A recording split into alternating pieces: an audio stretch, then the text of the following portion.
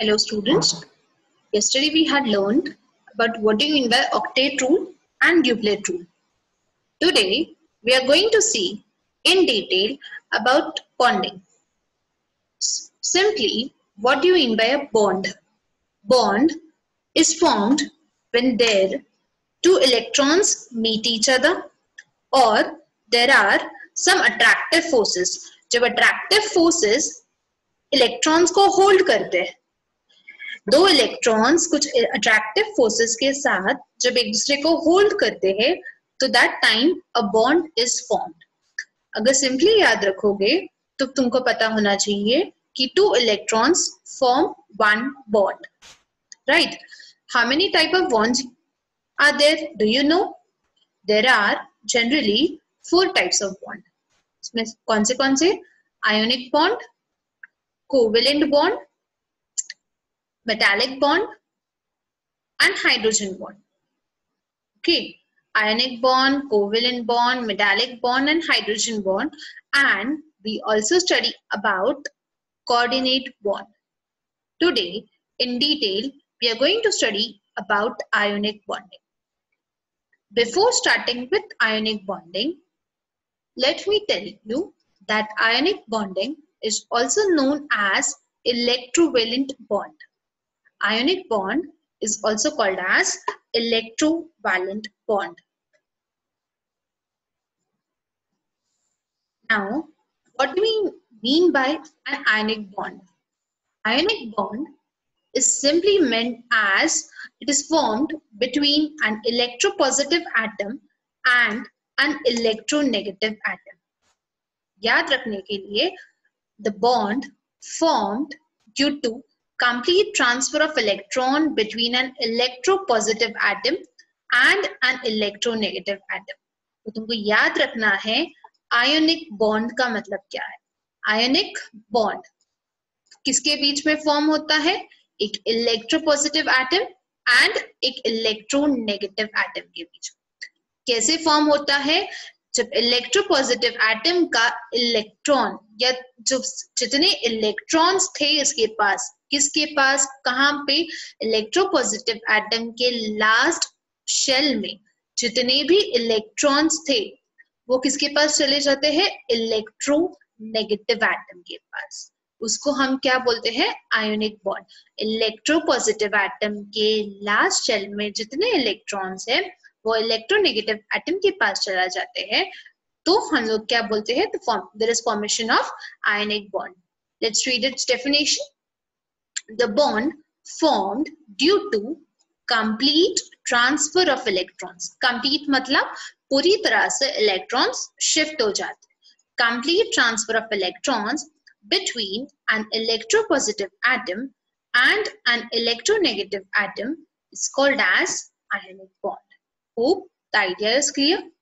Now, अगर अभी भी तुमको clear नहीं है, let's see an example तो तुमको detail समझेगा.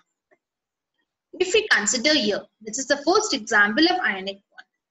Here we can see sodium atom and chlorine atom. क्या हो रहा है? Sodium atomic number 11, chlorine atomic number 17. Sodium atomic number 11, chlorine atomic number 17. Sodium के लास्ट शेल में कितने इलेक्ट्रॉन्स है? देखो लास्ट शेल में सोडियम में दिख रहा है हमको एक इलेक्ट्रॉन. क्लोरीन के लास्ट शेल में कितने इलेक्ट्रॉन्स है? 1, 2, 3, 4, 5, 6, 7. अगर वापस रिपीट करूं तो 1, 2, 3, 4, 5, 6, 7. अब सोडियम के पास एक ही इलेक्ट्रॉन है, राइट? वो अब क्या करेगा? डोनेट करेगा, शेयर करेगा या गेन करेगा. अब यहाँ पे क्लोरीन, अगर उसको ऑक्टेट कंप्लीट करना है क्लोरीन को, तो क्लोरीन के पास कितने इलेक्ट्रॉन्स है लास्ट शेल में? 7 इलेक्ट्रॉन्स. जैसे ही वो एक इलेक्ट्रॉन गेन कर लेगा तो वो क्या फॉर्म कर लेगा? अपना ऑक्टेट कंप्लीट कर लेगा. Let me repeat. सोडियम के लास्ट शेल में है एक इलेक्ट्रॉन, क्लोरीन के लास्ट शेल में है 7 इलेक्ट्रॉन्स. जैसे ही वो एक इलेक्ट्रॉन, कौन एक इलेक्ट्रॉन? क्लोरीन जैसे ही एक इलेक्ट्रॉन गेन कर लेगा तो वो क्या बन जाएगा, उसका ऑक्टेट कंप्लीट हो जाएगा and it will form as chloride ion. Sodium अपना एक इलेक्ट्रॉन डोनेट कर रहा है, मतलब ही क्या हो रहा है, इलेक्ट्रोपॉजिटिव एटम, राइट। Na क्या फॉर्म करेगा, Na+, okay, electropositive atom that is your sodium. क्यों Na+, क्योंकि वो इलेक्ट्रॉन डोनेट कर रहा है।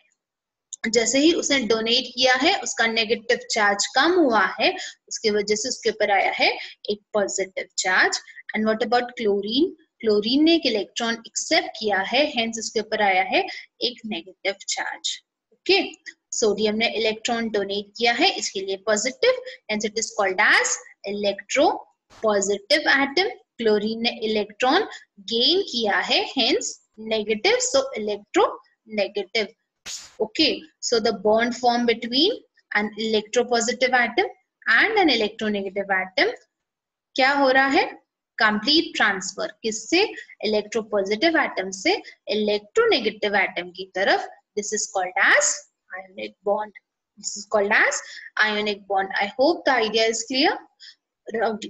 Let's see another example of this. Here, if we see ABr, right? अब पोटेशियम एक इलेक्ट्रॉन है लास्ट शेल में, Br again 1 2 3 4 5 6 7 electrons in its last shell. क्या होगा अगेन यहाँ पे, Br क्या है तुम्हारा, इलेक्ट्रोपॉजिटिव एटम है, Br है तुम्हारा इलेक्ट्रोनेगेटिव एटम। कौन किसको इलेक्ट्रॉन डोनेट करेगा, इलेक्ट्रोपॉजिटिव एटम। कौन है तुम्हारा electropositive, that is your K. K is your electropositive atom, will donate 1 electron to Br.